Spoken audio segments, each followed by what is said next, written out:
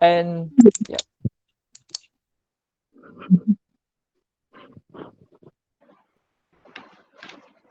So nervous.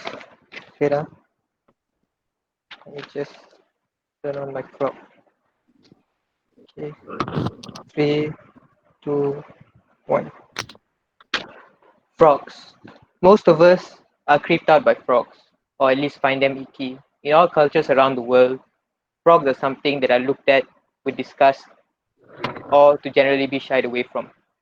In politics, the political frog is a very unique type of animal. The political frog is someone whom the general public typically holds the most amount of contempt for, because the political frog is someone who will sway from one master to another, from one political party to another, typically going always for the winning side or for the one that has the most cash. So today's debate is about enacting an anti-party hopping law. Now, what do we think is important in today's debate? So, in today's debate, we believe that the crux of this debate is not on trust per se, because opposition will probably say that these politicians, even though they sway from side to side, they usually still elected in Malaysian politics. You know, Jeffrey Kittingan always gets elected. We say that's not what the central core of today's debate. Instead, what government will argue to you is on how this party hopping law, is necessary in order for the survival and evolution of the Malaysian political system, and how this anti-party hopping law, in the long run, will make for a better political climate for Malaysia and for better governance overall. So, first, some backstory. Now, Malaysia is based on a Westminster Parliament. Now, this is a very important thing to to be taken into consideration, because in a Westminster Parliament, unlike in an American democracy, as I'm sure a lot of you know, in American democracy, you have different House of Representatives and a different election for president. However, in a Westminster system, the party which has the most seats is the one who will have the leader will come from that party. So that is why it's very important, especially in Malaysia, for people to know what their party stands for, because it's usually less about the people in who are being elected and more about the parties and what the parties stand for. And oftentimes these parties can stand for wildly contradicting things. They can have completely contradictory views on race, completely contradictory views on religion. Some can be socialist, some can be capitalist. So it presents a whole new quandary when one person switches from, for example, a pro race party into suddenly a non-pro race party, for example, or like a socialist party into a more capitalist party, because it raises a lot of questions on what things this person stands for. So I will explain upon this with my point. So why is there a need for an anti-party hopping law? Number one, it holds politicians accountable for their words. So this goes back to what I said just now. Now, with this anti-party hopping law, right, when a politician wants to join a party, they have to do it wholeheartedly. Uh, they can't just go with whichever party is going to win. You know, everyone thought BN was going to stay winning, but then 2018 was proven wrong, right? So winning party is not always going to win. So what instead they have to do is look properly at that party, examine its contents, examine what it stands for, what is their side on race, what is the take on religion, are they for workers, do they favor the bourgeoisie more? So this is all things that they have to take into consideration, because these people will have to champion the doctrines in this party for probably the rest of their tenure, or for as long as they want to remain politically active. And as you know, politicians, they love nothing more than power, so they're probably going to be in there for quite a long time. So they won't be able to flip flop on issues.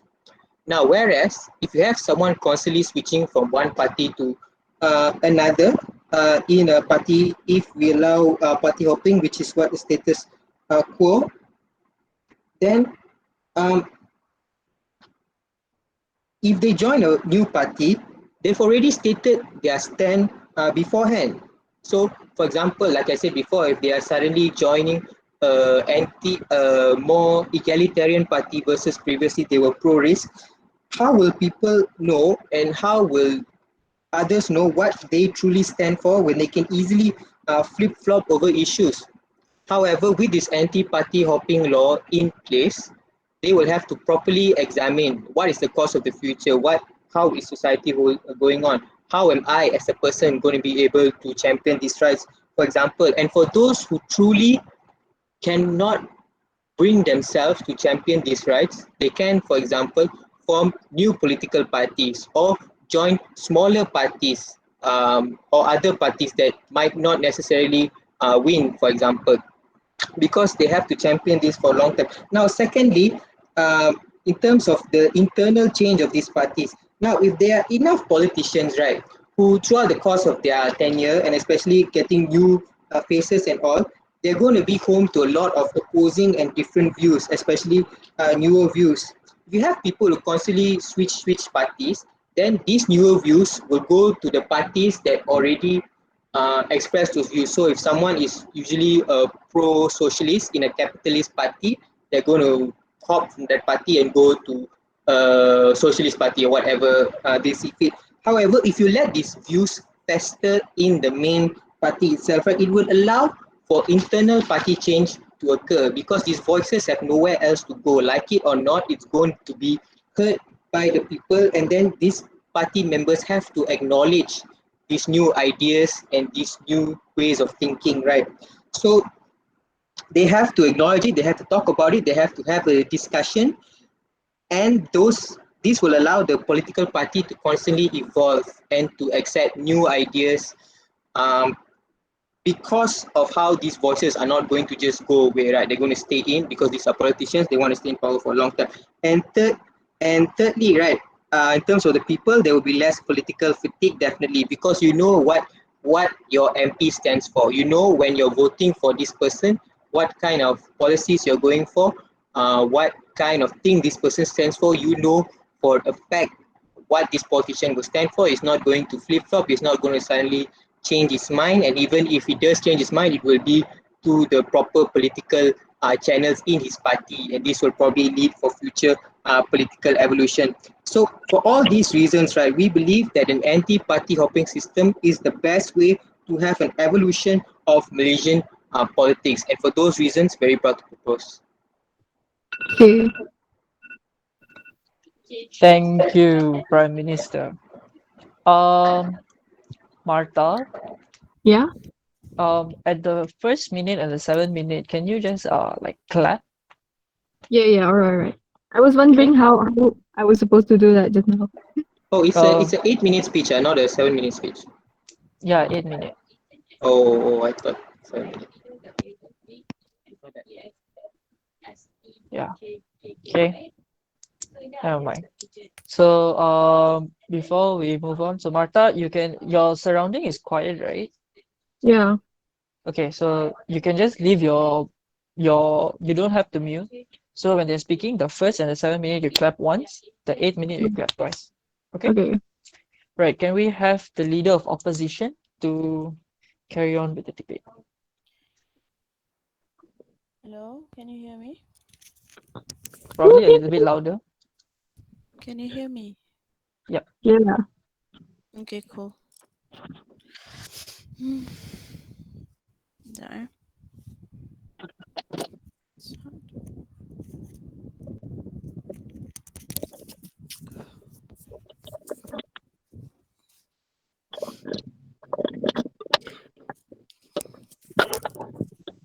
Mr. Speaker, it doesn't matter what party you came from. The key thing is that you work on behalf of the people rather than on behalf of the party.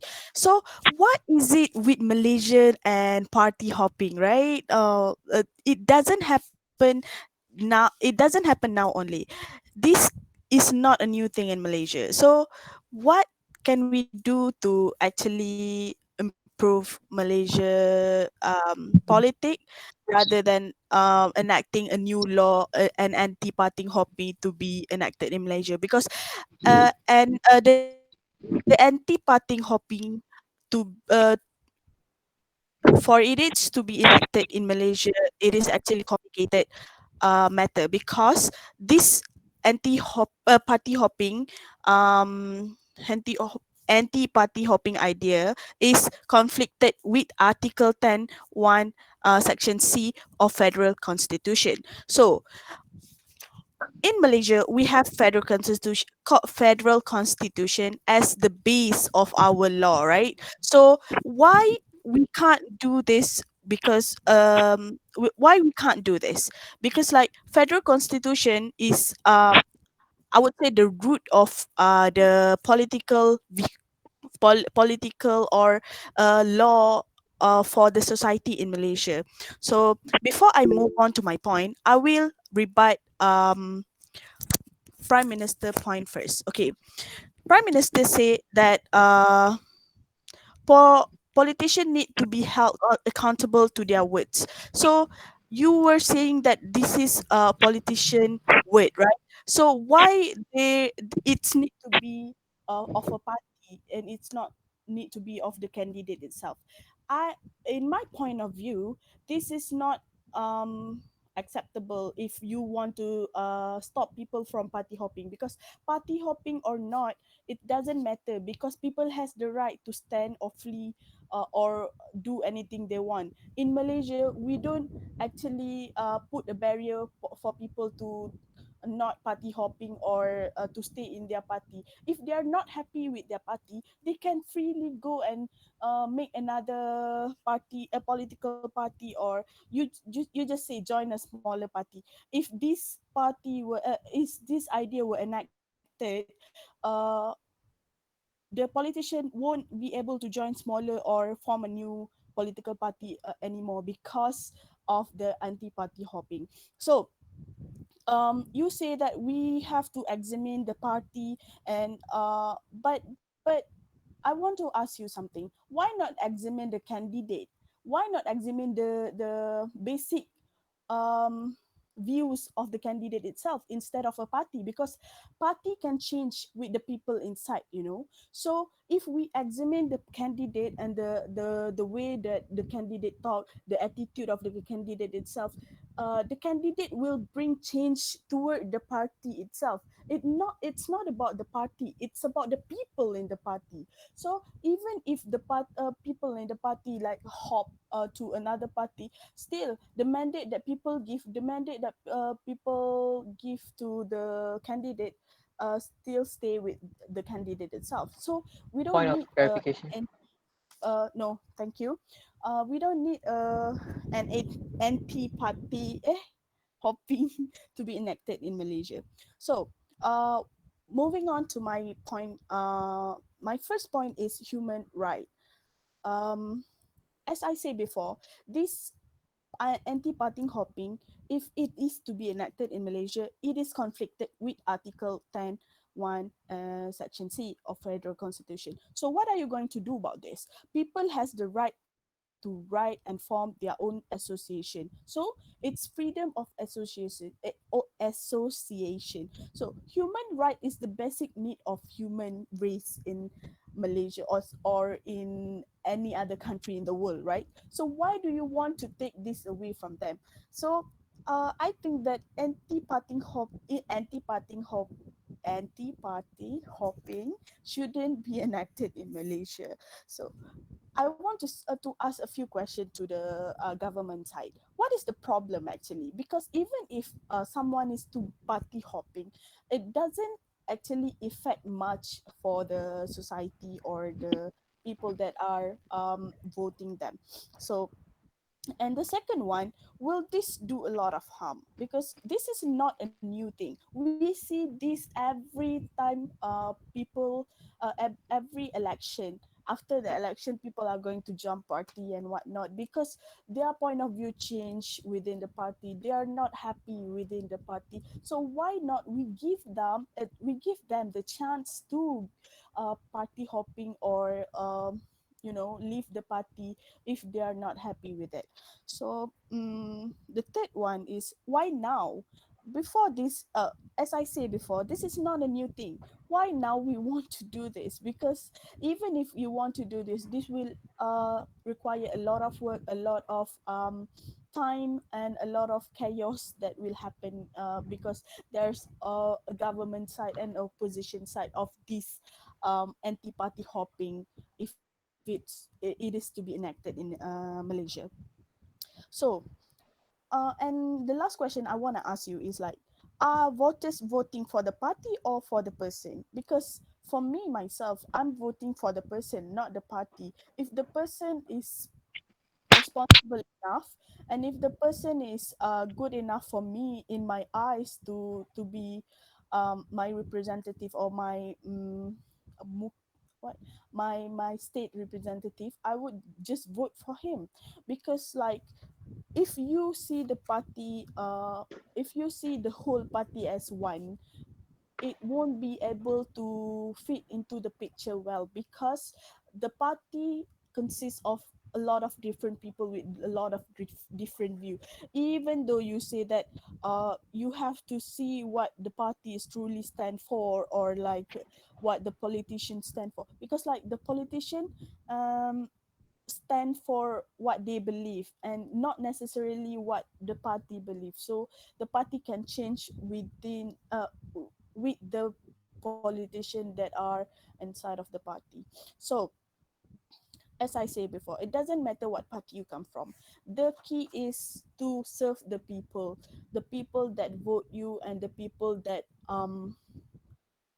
try so hard to make you their leader. So I think that this is a ridiculous motion, and I am proud to oppose. Thank you.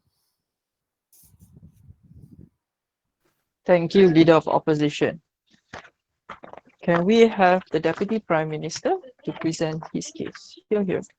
Oh no, here we go. Okay, Mr. Speaker, we have a problem with party rocking law, anti-party hopping law. I'm sorry, man. All right, Mr. Speaker, we are going against party hopping. I'll say it like it is. Party hopping is a form of political prostitution which goes against the integrity of Malaysian democracy. Before I start, I would like to rebut the leader of the opposition's claims that enacting the anti-party hopping law is complicated because it's apparently unconstitutional because it goes against Article 10. And there's freedom to do whatever they please. And the question is asked where what's the problem with party hopping? What's the problem with party hopping and what's the harm with it? I'll address that first. You see, anti-party hopping law must be in place not just as a deterrent measure for the next elections, but to serve the country's democracy. You see, according to the leader of the opposition, who clearly says that party hopping is fine, is opening up to making democracy into a mockery as it is. The government mandated by people will collapse if party hopping law continues. There is no point spending a large sum of Malaysian ringgit on elections if there's a tendency for some to jump parties. It's literally bringing the government, which was mandated by people, to collapse. And party hopping is seen as a hallmark of shame by societal norms, ethics, and values. If you're going to jump ship, you're not even fit for politics in the first place because you are not children to just change your mind every time things don't go your way. You are politicians who are supposed to serve your people regardless of your win loss status. Party hopping was initially seen as a threat because the members might jump ship to the ruling party. The motion is not new. Yes, I agree. The motion is not new, but it revolves around political rhetorics. The problem is the lack of dedication to bring the legislative to light, which has been going on for so many decades, and today we are going to bring it to light. You see, the anti-party hopping law ensures that the person in power in the nation does not abuse the power enshrined in the constitution to dissolve parliament and dismantle the opposition should there be another election. But here's the deal. We can't just let people party hop because of the only claim given by the leader of the opposition, which is, it is unconstitutional, it goes against this, it goes against that. We have to look at the party as a whole because individuality counts, But we are talking about a party here, so let's focus on the collectives, whereby the whole party is responsible for serving the people by all means necessary. And yeah, the lawmakers can be prevented from defecting from their parties without a reasonable cause. Because with party hopping going on, it's clearly apparent that whenever an election doesn't go the way they want to, they can simply jump ship. And it's clearly not something we are proud of as people who support Malaysian democracy.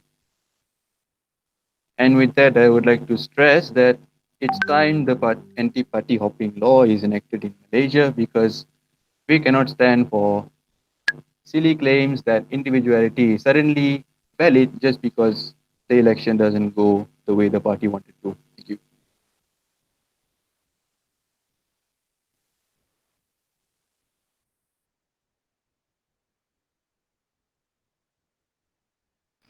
Here, here. Are you done? Yes, I am done. Okay. Thank you, Deputy Prime Minister. Can we have the Deputy Leader of Opposition? Okay. Hi, first of all, our topic is anti-party hopping law, and I should oppose the point. So, first of all, the Prime Minister said that it's a matter of trust.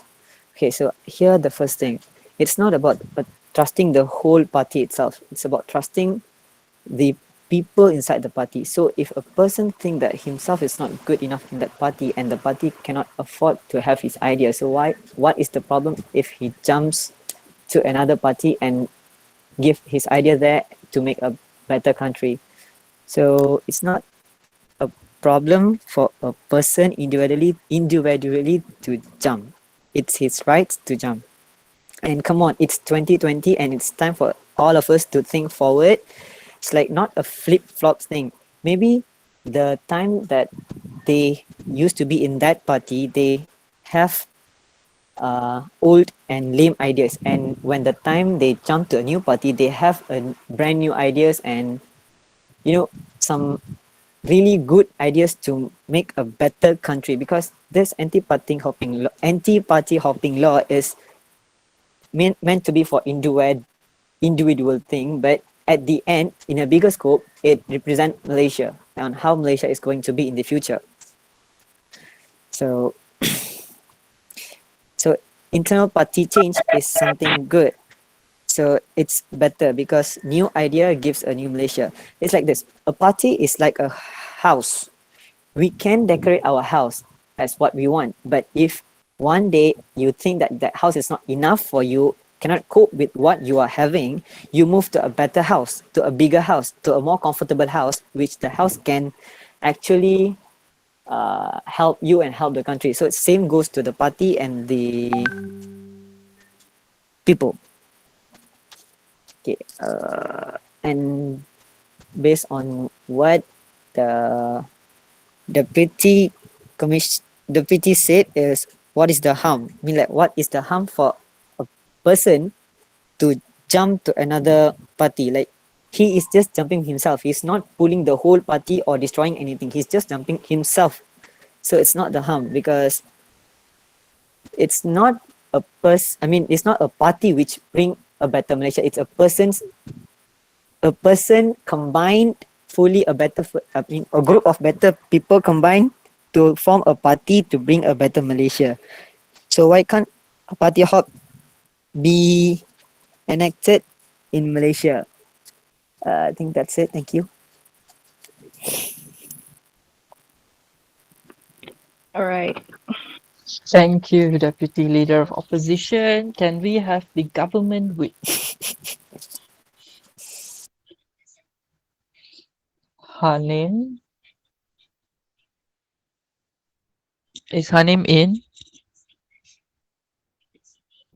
I don't think she's in. I don't think she's in. The how? Maybe you can ask.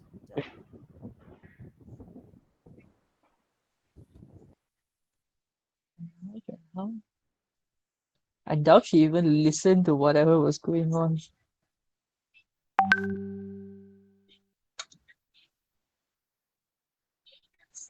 I, Do you want to do the third opposition? I don't think I listened to enough of them, but I can try lah. Okay. Give me well, I don't think it will. I would definitely won't reach 8 minutes lah. You guys need a backup whip. So you are the edge. You Sit cannot down, wait. you can do. I'm a whip in real life. Deal. Peters. Okay, so I'll try to go off the top of my head. Okay. Okay. 3, 2, 1. So opposition's main idea and their defense on why they are against this anti-party hopping law is because they say it goes against so-called Article 10C of the Federal Constitution, which guarantees freedom of expression to people. Now, it's true that we do have that Article 10C. However, why do you think that companies are allowed to hire who they want to hire and not want to hire? Why do you think uh, like government places don't hire convicted felons? Why do you think some companies are able to make rules where they don't hire smokers, for example? Because like everything, when it comes to public safety or things that can help society, there are exceptions to the rule. This is one of the things. Secondly, the motion already assumes that this can be done, so it's a moot point to argue either way on the unfeasibility. Now, oh, that's loud. Now, what has the opposition said to us other than that, right? They tell us that um they tell us that we should believe in the people, and with this anti-party hopping law elected, then somehow the autonomy of the people will not be there because people will be held on to what the party says instead of the people. Now, that is a problem because that's right now we don't have an anti-party hopping law, and that's not how things are at all. As I've already explained to you when I was the first speaker, we are in a Westminster system. So the party that gets the most amount of seats will be the one who governs. So what that means is no matter what an individual thinks, right, it all depends on what the party stand is. So this is why I said earlier it's very important to have this anti-party hopping law because um, with this anti-party hopping law, all these opposing views within the party will have to be heard, will have to be aired out, and will have to be discussed because they are not going away. They're not going to another party. They're staying there, and that's what allows these political parties to evolve. Will it evolve for better? Will it evolve for the worse? That's not for me to say, but it will change. It will change. It won't be stagnant. And this is a good thing because then um, the policies in the party can also like evolve and hopefully will be better for the people. Now, you cannot look at what an individual says because the individual is not the main aspect in Westminster system, right? It's always the party. And this point that I brought up earlier was not rebutted or addressed at all by any of the opposition speakers. Now, um,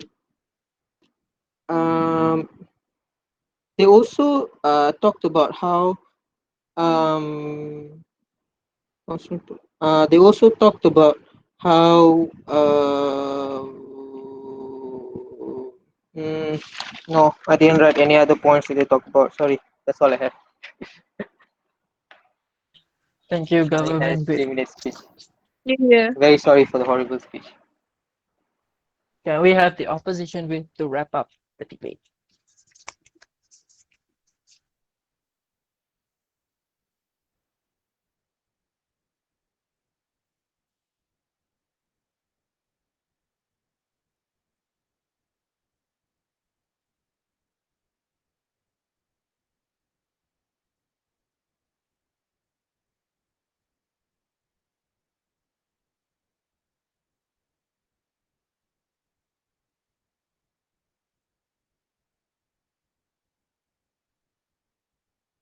Just use your clock.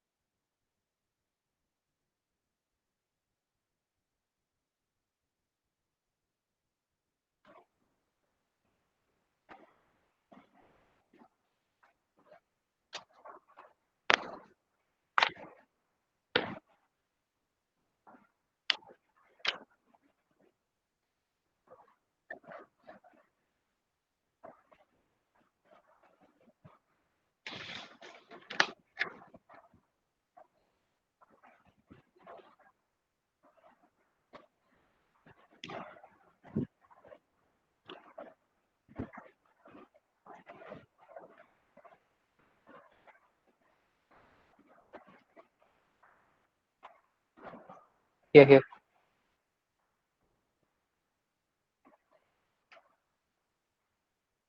Here.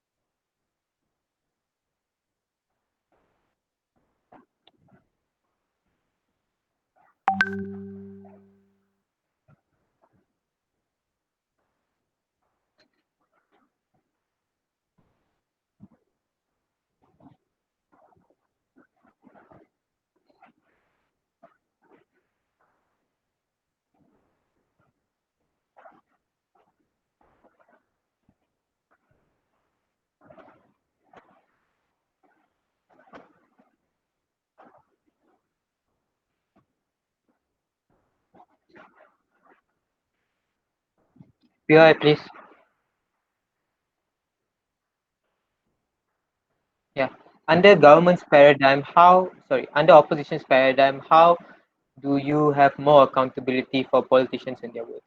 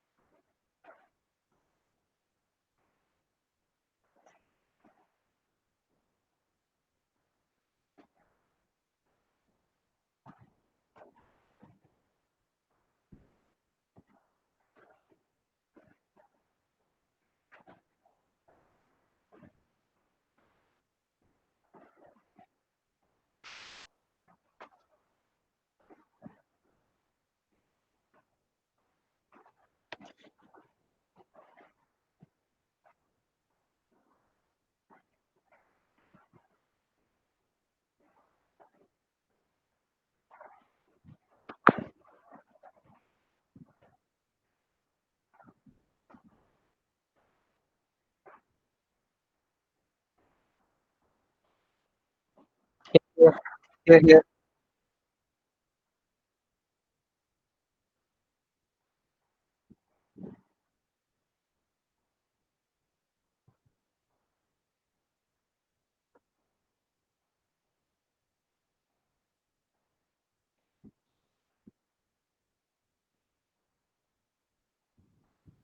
Yeah.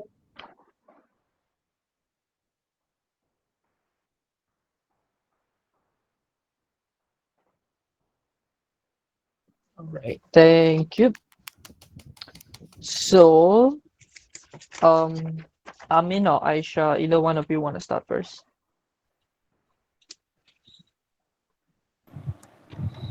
Going on first? You want to go first? Yeah, can. Yeah. I don't have much to say. I'm supposed to judge this like this is BP, right? You can actually judge it in AP also because they. Yeah. Because it's a bit hard to imagine it's BP. Okay, but either way. Alright. Let's start with just go generally. This is overall. Most of the cases, most of the sentences and ideas tossed around in this debate are mostly one-liners.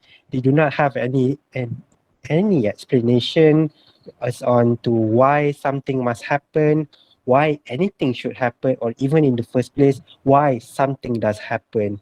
And to make it worse, there was a lot of strong assumptions being tossed around, such as politicians only follow money, and also people assume people only vote for such and such.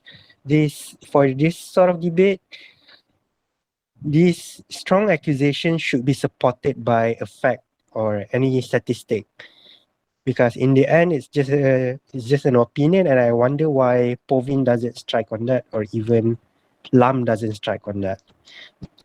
Next, okay, now let's go a little bit in detail. For Povin,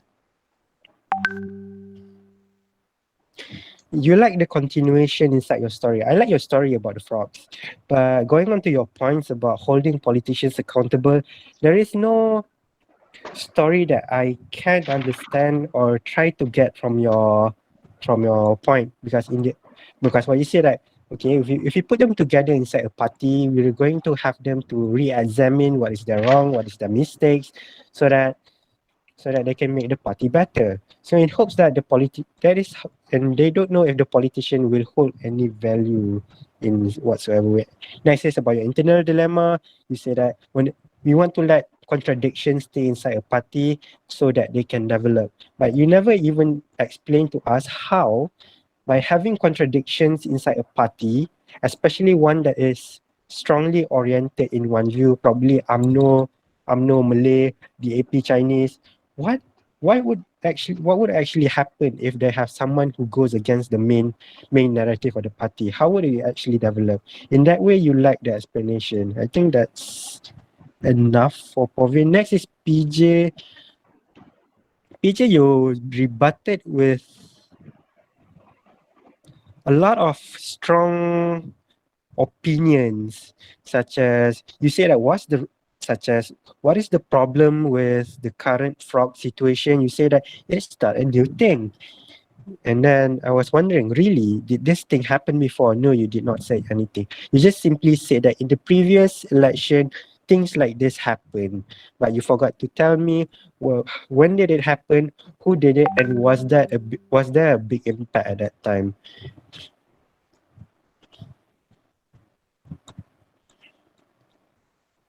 I'll go next. Kieran, I'm really sorry. Your intonation,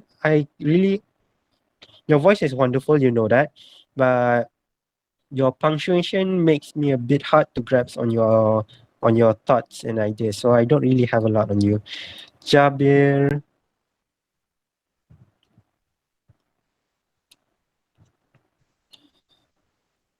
I don't have a lot on you too, but there's more to, you didn't explain why someone should have the right to jump, especially in 2020. And how do you think that this represents the political situation in Malaysia, and how by jumping parties they can actually make a better Malaysia? Next, Povin again. It's okay. Povin whip. I'll skip it. Last Islam.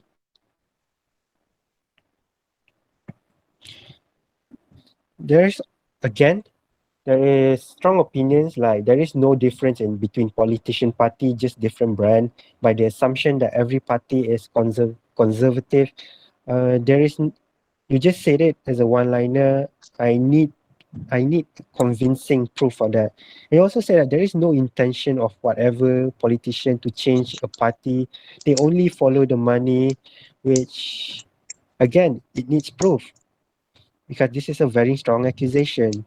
And last but not least, when Povin asks you, how do we ensure accountability between politicians, and you end up with blaming the people for voting wrongly because politicians only support their own wallet. Yeah, I think that's it. Sorry, Nirosh, for the terrible feedback. No, but you would want to give your verdict. If I were to give the verdict, I would give it to side government because side opposition was basically having a whataboutism.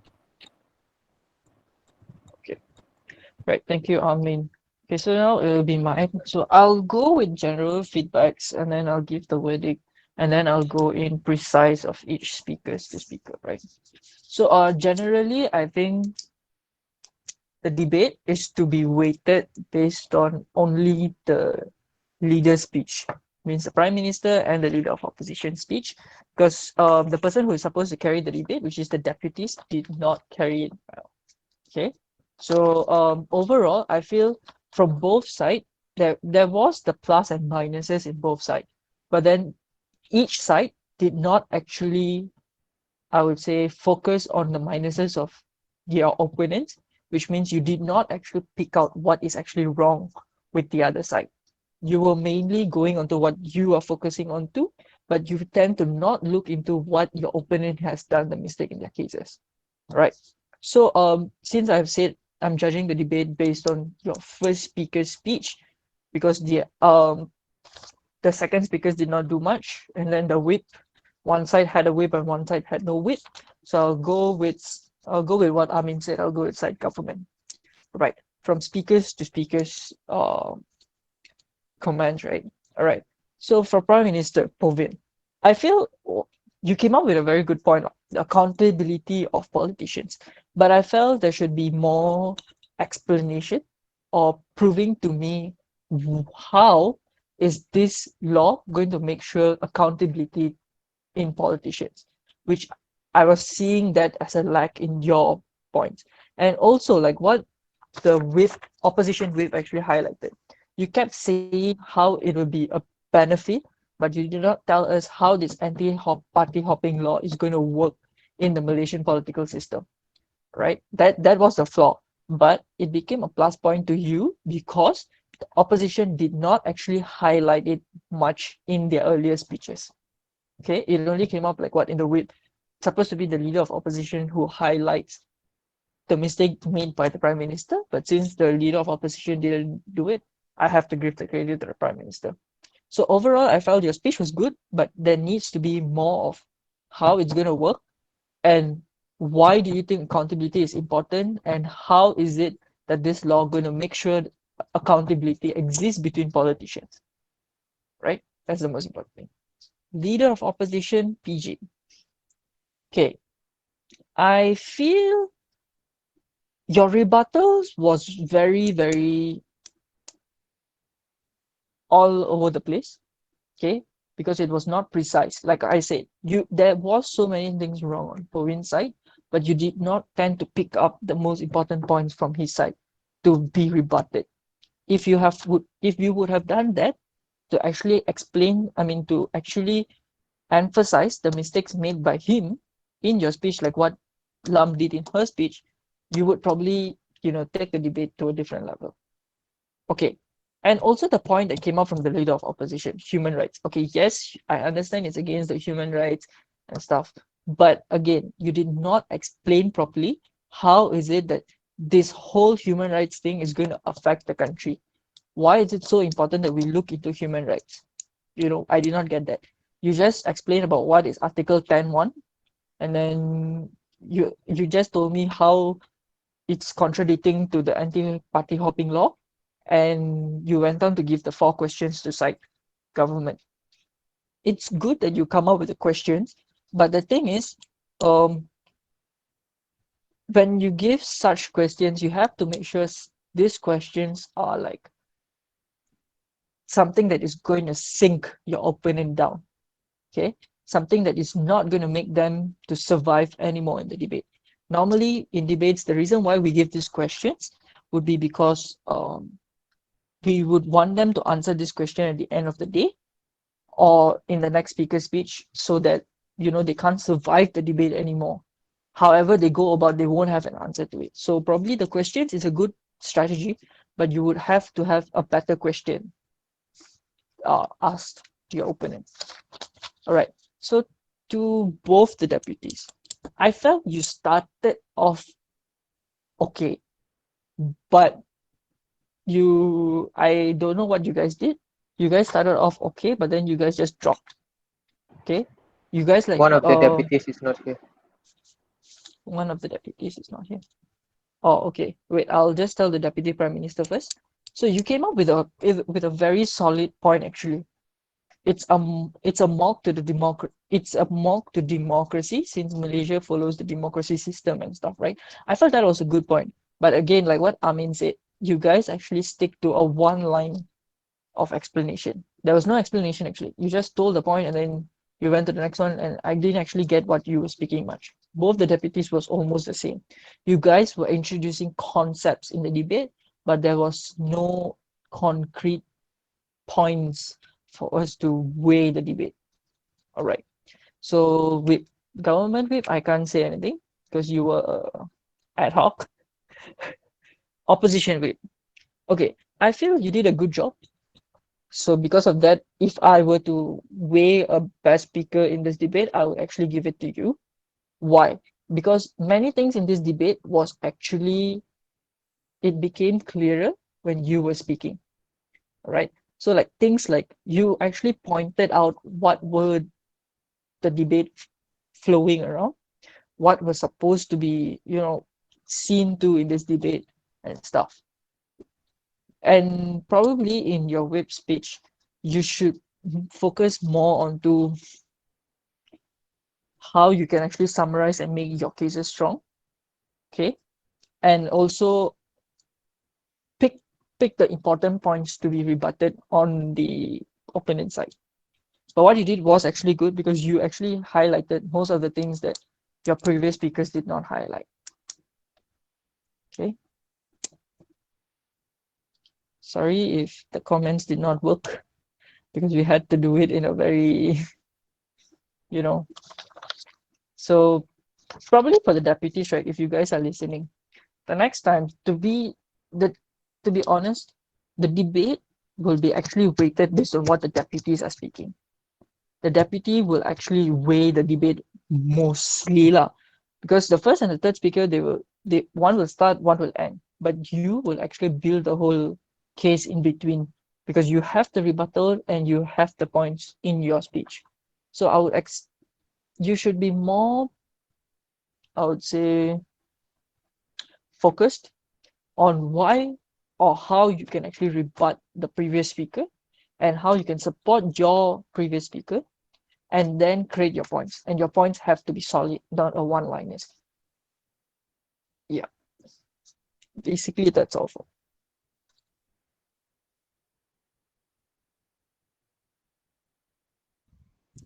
Okay, thank you, Niraj, for that wonderful comment and adjudication. So I think this is the end of the session today. Nadia, are you here?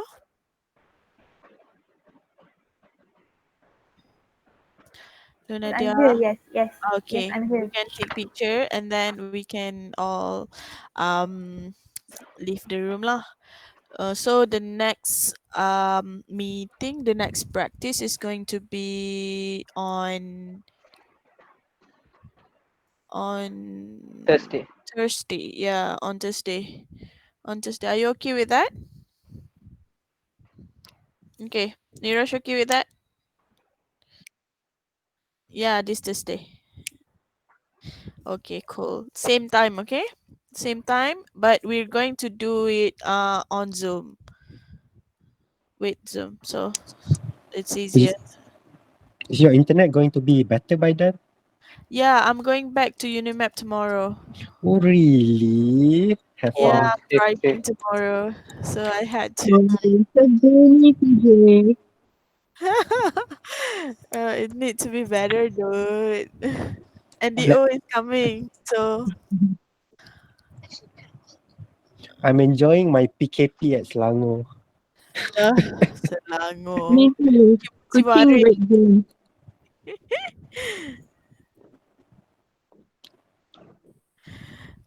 Okay. We want to take pictures, so guys, you can open your camera. Nirosh, am debating for NGO. I'm not sure. I suggested them to join, but I heard your new committee is like really weird. extremely weird. Why? What Oh, happened what? No, that actually? sounds fun. Diva told me about it. He said Yeah, like, Diva told me about it too.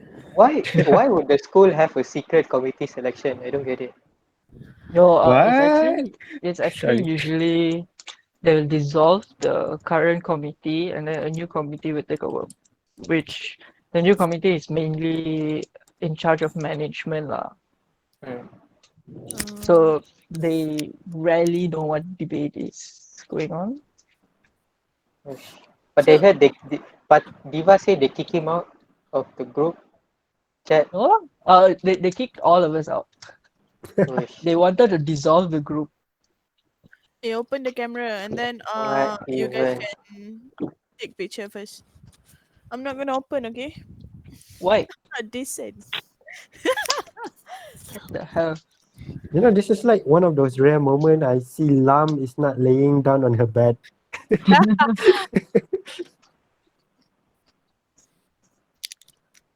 Dude. So okay dah. Nadia, can you take picture now? Siapa lagi tak buka?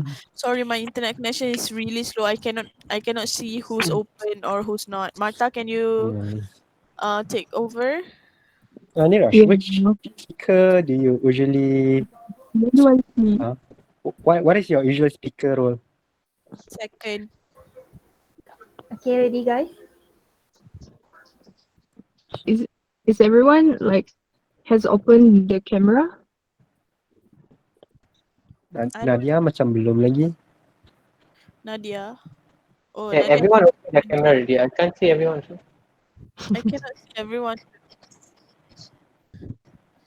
Aisha, can you open your camera? My internet too slow. Sorry. Oh, okay, cool. So everyone has opened. My You internet can too, take picture. sorry. You can take picture now. Wait, how come I cannot see everyone?